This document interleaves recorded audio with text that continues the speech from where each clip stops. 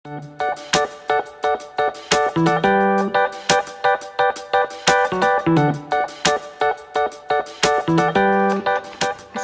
warahmatullahi wabarakatuh. Perkenalkan, saya Restu Libriani. Saya dosen Fakultas Peternakan Universitas Halu Oleo.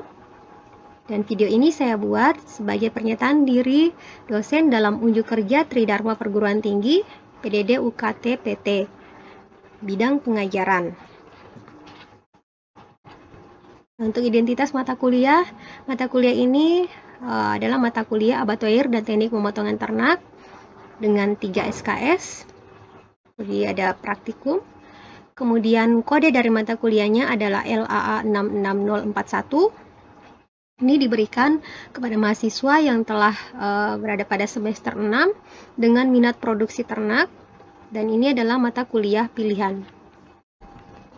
Untuk deskripsi mata kuliah ini berisi materi tentang pengetahuan dasar mengenai layout, sarana prasarana, kebijakan sanitasi, pengolahan limbah, teknik sebelum, saat, dan sesudah hewan dipotong, penanganan karkas, hingga ke sistem distribusi dari RPH. Outcome pembelajaran diharapkan setelah memperoleh mata kuliah ini, mahasiswa dapat menjelaskan tentang kebijakan dan pengembangan RPH, SNI RPH, termasuk definisi, acuan, dan persyaratan sarana prasarana. Kemudian bagaimana teknik pemotongan hewan dan metode cutting, serta mampu mempraktekannya. Kemudian penanganan karkas, edible offal dan inedible offal, serta mampu mempraktekannya. Kemudian juga menjelaskan tentang layout rumah potong hewan dan tata kelola rumah potong hewan, serta prinsip sanitasi dan higienitas di RPH.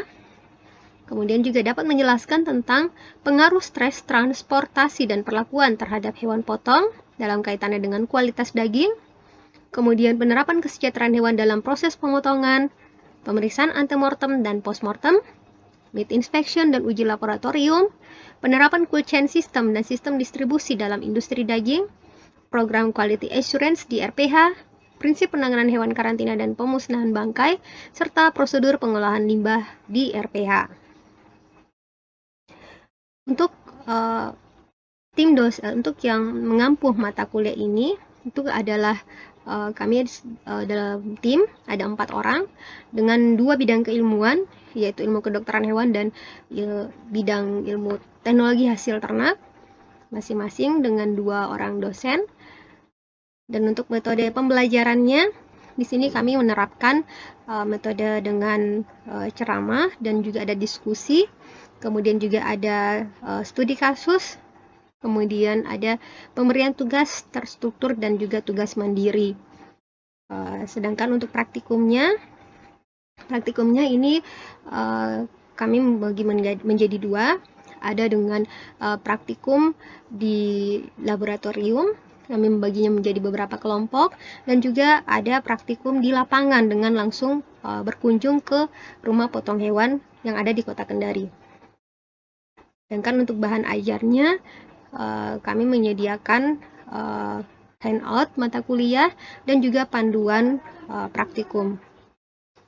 Kemudian untuk sistem penilaian, di sini kami tidak hanya menilai dari hasil ujian, yaitu ujian mid atau ujian tengah semester dan juga ujian akhir semester, tapi juga melihat dari tugas-tugas yang dikerjakan dan juga dari kehadiran dari mahasiswanya, dan juga termasuk juga praktikum dengan poin terbanyak itu pada praktikum dan juga pada ujian akhir semester.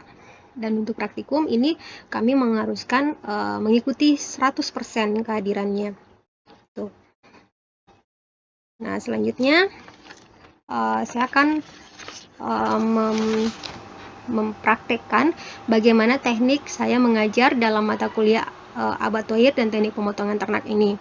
Dan di sini saya mengambil materi tentang penerapan kesejahteraan hewan pada pemotongan ternak sesuai dengan bidang keilmuan saya. Ini diberikan pada pertemuan kelima, dan ini saya praktekkan seakan ini sedang berada di dalam dalam Google Meet atau dalam ruang Zoom secara virtual. Baik, silakan disaksikan praktek dari pembelajaran yang akan saya berikan. Terima kasih.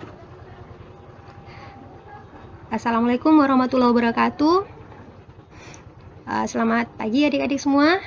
Jadi hari ini itu adalah pertemuan kita yang kelima, pertemuan Abattoir yang kelima, tapi pertemuan yang pertama bersama saya. Saya harap kita semua selalu dalam keadaan sehat walafiat, dan semoga kita segera bisa bertemu dalam suasana tatap muka kembali di kelas dan pandemi ini bisa segera berlalu. Selanjutnya yang ingin saya sampaikan adalah bahwa materi pembelajaran yang akan saya berikan ini itu masih ada kaitannya dengan materi yang diberikan oleh tim pengajar pada mata Abattoir ini pada pertemuan sebelumnya, yaitu tentang stres, transportasi dan juga perlakuan saat pemotongan kaitannya dengan teknologi daging. Nah, tapi ini akan kaitannya dengan bagaimana kesejahteraan hewan yang akan mempengaruhi dari kualitas daging gitu. Baik.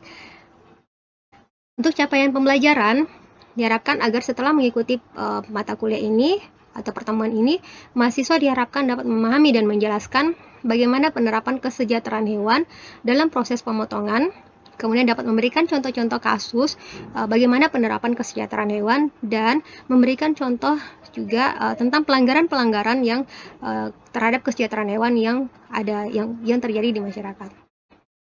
Nah, sebelum kita membahas lebih lanjut lagi tentang kesejahteraan hewan ini, saya ingin ada baiknya kita mengetahui dasar hukum apa yang menjelaskan tentang kesejahteraan hewan ini. Nah, itu diatur dalam Undang-Undang Nomor 18 Tahun 2009. Ini adalah Undang-Undang tentang Peternakan dan Kesehatan Hewan, di mana dalam undang-undang tersebut dijelaskan bahwa kesejahteraan hewan itu adalah segala urusan yang berhubungan dengan keadaan fisik dan mental hewan menurut ukuran perilaku alami hewan yang perlu diterapkan dan ditegakkan untuk melindungi hewan dari perlakuan setiap orang yang tidak layak terhadap hewan yang dimanfaatkan manusia. Jadi di sini lebih menekankan kepada keadaan fisik, urusan yang berkaitan dengan keadaan fisik dan mental hewan, di mana hewan diharapkan dapat mengekspresikan perilaku alaminya dan melindungi hewan dari perlakuan-perlakuan yang tidak layak dari orang atau oknum yang tidak bertanggung jawab. Kemudian, kesejahteraan hewan ini berkaitan erat dengan kesehatan hewan. Tentunya kalau hewannya sejahtera akan menjamin juga dari kualitas kesehatan hewannya. Dan hewan yang sehat tentu nanti akan memberikan produk pangan asal hewan yang baik juga. Nah, selanjutnya untuk tujuan penerapan kesejahteraan hewan ini adalah untuk meningkatkan sumber daya hewan dan dari perilaku orang, untuk menjauhkan sumber hewan dari perilaku orang-orang yang tidak bertanggung jawab yang dapat mengancam kesejahteraan dan kelestarian hewan. Nah, untuk pemotongan hewan sendiri itu adalah serangkaian kegiatan di rumah potong hewan yang meliputi mulai dari penerimaan hewan, pengistirahatan, kemudian pemeriksaan kesehatan hewan sebelum dipotong, saat pemotongan dan juga atau penyembelihan. Kemudian ada pemeriksaan kesejahteraan hewan, pemeriksaan kesehatan jeroan dan karkas, kemudian juga memperhatikan higienis sanitasi, kesejahteraan hewan sampai kehalalan bagi yang dipersyaratkan. Namun pada pertemuan ini kita lebih membahas tentang bagaimana kegiatan di rumah potong hewan pada saat penerimaan, pengistirahatan, pemeriksaan sebelum dilakukan pemotongan atau penyembelihan. Nah, di sini kita lihat ada beberapa gambar yang memperlihatkan adanya pelanggaran kesejahteraan hewan. Sebelum saya membahas lebih jauh, saya akan persilakan dulu kepada adik-adik mahasiswa, apakah ada yang bisa memberikan komentar ataupun deskripsi mengenai gambar yang terlihat di PowerPoint-nya ini, gambar 1, 2, 3, dan 4. Apakah ini sudah sesuai dengan sejahtera bagi hewan? Kalau memang tidak, silakan diberikan komentarnya seperti apa. Silakan. Ya, betul sekali ya. Jadi, nah, di nomor 1 ini hewannya tidak diberi jalan untuk dia turun dari mobil pengangkutannya. Bagi kita mungkin manusia itu sesuatu yang sederhana, mungkin kita bisa melompat gitu. Tapi bagi ternak dengan berat yang berton-ton, berpuluhan ton ini, itu adalah sesuatu pekerjaan yang berat dan itu bisa melukai atau membuat cedera bagi ternaknya apabila dia terjatuh dari mobil angkutannya ini. Kemudian juga yang nomor 2 bisa dilihat bagaimana tidak nyamannya ternak-ternak ini digantung di motor dengan diikat kedua kakinya, kepalanya berada di bawah, dan ini dilakukan sepanjang hari, di siang hari pula. Itu tentu akan menyebabkan ketidaknyamanan, bisa menyebabkan cedera, atau bahkan mungkin bisa menyebabkan kematian bagi ternaknya. Begitu juga yang di gambar 3, kita lihat ini kondisinya pada saat pemotongan kurban mungkin karena ketidaktahuan dari bagaimana cara merobohkan ternak yang baik, maka ini malah akan membuat ternaknya menjadi tersakiti begitu. Begitu juga dengan nomor 4, di sini terlihat kondisi yang cukup padat ya dibandingkan dengan luas dari kandangnya, dan itu juga bisa membuat ketidaknyamanan bagi ternak. Nah, dasar hukum dan sanksi. Jadi dari dasar hukum ini itu juga ada sanksi yang diberikan bahwa terhadap orang-orang yang menganiaya dan atau menyalahgunakan hewan dan sehingga mengakibatkan cacat dan atau tidak produktif bagi hewannya. Begitu juga dengan orang yang mengetahui adanya perbuatan ini tapi tidak melaporkan, itu juga dikenai sanksi. Nah, ini 5 prinsip kesejahteraan hewan yang perlu kalian ketahui. Jadi, hewan-hewan yang kita pelihara, yang kita ternakkan, itu harus bebas dari 5 hal ini. Jadi, apa saja? Itu bebas dari rasa lapar dan haus, bebas dari rasa tidak nyaman atau penyiksaan fisik, bebas dari rasa sakit, luka, dan penyakit, bebas dari rasa takut dan tertekan, bebas untuk mengekspresikan tingkah laku alamiahnya. Dan yang biasanya kita lupa itu adalah poin kelima ini, bebas untuk mengekspresikan tingkah laku alamiah. Jadi sudah ada beberapa kasus yang kelihatannya kita hewan itu tidak kenapa-kenapa, tapi sebenarnya kita sudah menyalahi dari prinsip kesejahteraan hewan karena tidak membiarkan mereka mengekspresikan tingkah laku mereka secara alami. Contohnya seperti apa? Pada ayam layer ya, ayam petelur. Kita lihat biasanya kan mereka ditempatkan di kandang-kandang baterai yang mereka dipisah per ekornya seperti itu. Nah, itu kan membatasi tingkah laku, membatasi pergerakan mereka. Nah, itu secara tidak langsung kita sudah tidak memberikan kebebasan mereka untuk mengekspresikan tingkah laku alamiahnya. Itu adalah salah satu contoh. Kemudian juga bebas dari rasa lapar dan haus. Kadang kita merasa bahwa kita sudah beternak dengan cara yang baik, kita memberikan makan, kita memberikan minum. Tapi apakah kita sudah memikirkan apakah pakan yang kita berikan itu sudah sesuai dengan kebutuhannya mereka? Apakah yang kita berikan itu cukup untuk jumlah populasi mereka di kandang itu? Nah, itu yang perlu menjadi pertimbangan juga. Jadi jangan hanya asal memberikan, tapi kita juga harus tahu dalam kondisi seperti bunting misalnya, sapi dengan tidak bunting, itu kebutuhan nutrisinya itu akan berbeda. Gitu. Jadi kita juga perlu memperhatikan hal itu. Karena nanti akan berpengaruh juga pada kondisi kesehatannya. Sehingga tidak jarang kita menemukan adanya kasus di lapangan di mana ternak-ternak sapi misalnya ataupun kambing begitu setelah dia melahirkan dia mengalami kelumpuhan. Kenapa? Karena pada masa-masa sebelum kebuntingan itu pada masa-masa kebuntingan dia kekurangan kalsium sehingga kalsiumnya yang harusnya dipakai untuk ke janinnya itu karena dia tidak memperoleh dengan cukup, dia akan mengambil dari cadangan yang ada di tubuh induknya pada tulang-tulang dari induknya misalnya, sehingga tulang induknya ketika setelah melahirkan dia akan menjadi lemah.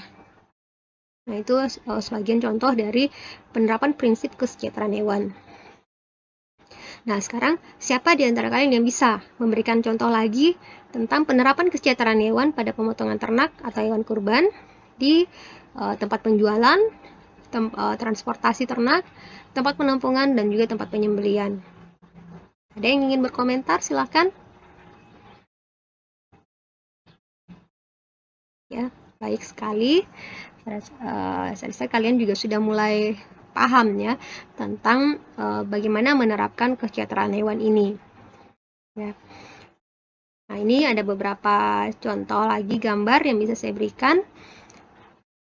Ini sudah disampaikan juga tadi oleh temannya bahwa ada kasus-kasus yang terjadi di lapangan itu pelanggaran kesejahteraan hewan, misalnya pada saat di tempat penjualan itu tidak memberikan atap yang layak untuk tempat perlindungannya ataupun lantai yang biasanya becek atau buat tidak nyaman lah bagi kaki dari ternaknya, sehingga mereka akan berusaha untuk keluar dari situ. Dan apabila kita tidak menghandle dengan baik, mengikat dengan baik misalnya, nah dia bisa saja akan mengganggu ketertiban umum seperti yang ada di gambar yang sebelah kanan. Nah, ini juga yang bisa terjadi di tempat penjualan itu kita tidak memperhatikan, kita menempatkan mereka di tempat yang agak sempit begitu, tidak sesuai dengan jumlah dari populasi yang ada di situ. Jadi untuk luasan kambing misalnya itu minimal 1 mm persegi untuk per ekornya, sedangkan sapi minimal 2 meter persegi untuk per ekornya. Jadi itu juga harus menjadi pertimbangan kita untuk untuk menerapkan kesejahteraan hewan. Ini juga bagaimana kita menurunkan dan juga mengangkut hewan sesuai dengan jenis hewan. Nah, kita lakukan dengan baik, kita mudahkan mereka karena mereka memiliki berat yang cukup besar gitu, dan mereka agak kesulitan untuk naik ataupun turun, mengangkat ataupun mengangkat badan mereka sendiri gitu karena saking beratnya. Ini untuk pelanggarannya seperti ini, coba lihat, karena kurang kuatnya jembatan yang diberikan dari angkutan ke tanah, ini bisa menyebabkan cedera bagi si ternaknya. Itu bisa jadi kelumpuhan, cacat gitu ya. Nah, ini juga bisa menyebabkan kematian juga, bahkan ini karena ini lehernya yang digantung. Kasihan ternaknya merasa ini kesakitan, tidak nyaman, terluka bisa jadi, dan ini benar-benar sangat melanggar prinsip kesejahteraan hewan. Ini selanjutnya, ini kita lewatkan saja. Nah, ada video yang ingin saya perlihatkan di sini. Nah, di video ini akan dijelaskan bagaimana kita merobohkan sapi dengan tidak menyakiti, kita bisa tidak mengurangi rasa stres pada ternak sebelum pemotongan. Ini pasti akan berpengaruh juga ke kualitas daging seperti yang sudah kalian pelajari di pertemuan sebelumnya bersama Ibu Putri. Jadi talinya dililit dan kalian juga harus dilihat tali yang tidak sampai melukai dari sedikitkan juga nanti akan ditarik, dan ini tidak melukai dari ternaknya. Coba bandingkan dengan gambar kasus awal tadi, berpuluh-puluh orang berusaha untuk merobohkan ekor sapi dan sapinya merasa ada sekitar 4 orang, 3 orang, dia sudah bisa untuk merobohkan dari sapinya. Jadi perlakuan yang baik pada hewan itu juga nanti akan memberikan manfaat baik dari ini. Kemudian juga posisi pemotongan itu harus mempelajari di bawah kaki sapi, karena itu di situ bisa memotong 3 saluran dialihkan, jadi memotong telinga, esophagus, dan saluran pembuluh darah. Karena dengan memotong ketiganya ini sempurna, ini akan menjadikan kualitas dagingnya juga semakin bagus. Kemudian dia tidak mudah busuk, tidak berwarna kemerah, itu tidak. Kemudian juga dari segi kealotannya juga dia lebih bagus. Kalau dia hewan stres itu dagingnya biasanya lebih keras, lebih alot kayak gitu. Ini alat-alat untuk merebahkan hewan yang sudah bisa kita temukan di beberapa masjid-masjid. Biasanya pada saat kurban sudah ada yang menerapkan seperti ini. Ini saya lanjutkan lagi. Nah, ini ada gambaran contoh daging yang dari hewan yang stres. Nanti saya akan membagi kalian dalam 3 kelompok. Nanti saya akan berikan 3 buah kasus. Nanti kalian akan diskusikan dan nanti akan dipresentasikan gitu. Nanti saya akan bagi kalian dalam 3 room diskusi. Ini kayaknya kebanyakan ya, 50 menit, kita kurangi saja jadi 20 menit. Nanti setelah itu kita ketemu kembali di room ini dan kita diskusi. Ini ada contoh tadi kandang pada layar. Kemudian ini adalah penyembelihan dengan peminsanan. Nah, baik. Tadi kita sudah diskusi bersama dan selanjutnya ini adalah ringkasan dari pertemuan kita hari ini. Itu penerapan prinsip kesejahteraan hewan sebelum dan saat penyembelihan adalah dalam rangka menghasilkan produk hewan yang aman, sehat, utuh, dan halal atau asuh. Kemudian kesetaraan pada pemotongan dilakukan mulai dari tempat penerimaan hewan sampai ke tempat penyembelihan hewan. Kemudian pelaksanaan kesejahteraan hewan secara bertahap dengan pola pemberdayaan masyarakat melalui upaya peningkatan kesadaran dan partisipasi masyarakat. Oke, masih ada yang mau ditanyakan? Saya rasa sudah cukup jelas dan untuk itu saya akan berikan tugas mandiri lagi untuk kalian kerjakan di rumah. Silakan nanti diselesaikan dan nanti dikumpulkan melalui nanti link akan saya berikan. Nah, manusia sebagai satwa suaka artinya mensejahterakan hewan, mensejahterakan manusia melalui kesehatan hewan. Baik, terima kasih atas perhatiannya. Assalamualaikum warahmatullahi wabarakatuh.